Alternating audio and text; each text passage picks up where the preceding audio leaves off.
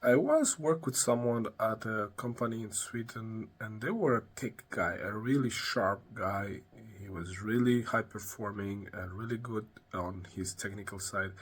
And as a matter of fact, this person was promoted to be the team leader, to be the product owner for an area that they were developing. And everyone expected them to perform the same way they performed in a technical role. They expected to kind of train their team in the same way so they perform the way he performed. And people kind of expected for him to duplicate and clone himself in his team.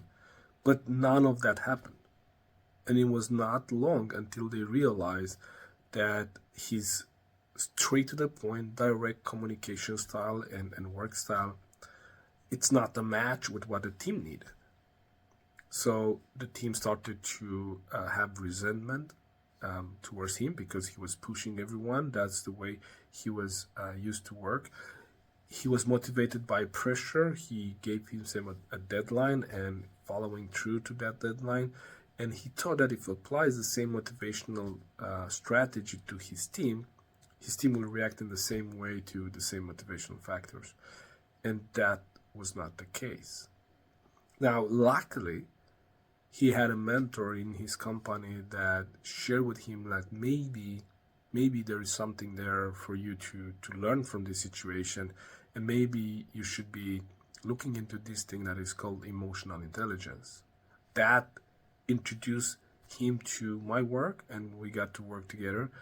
And as a matter of fact, after starting to get interested and developing his emotional intelligence and starting to apply those principles in his work, his relationship with his team started to change, and the results didn't wait to appear.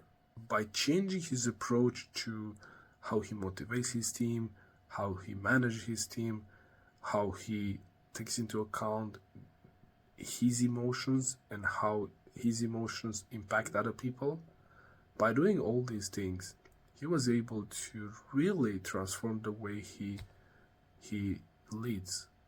So through our coaching, he learned how his emotions impact his results and how his action impact other people's emotions and how to manage his team and manage their emotions.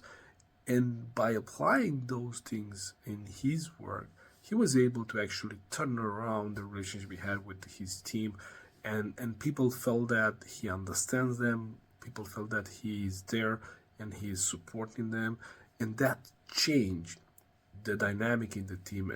He completely changed the results he had with his team. So I think that we're underestimating the power of emotional intelligence.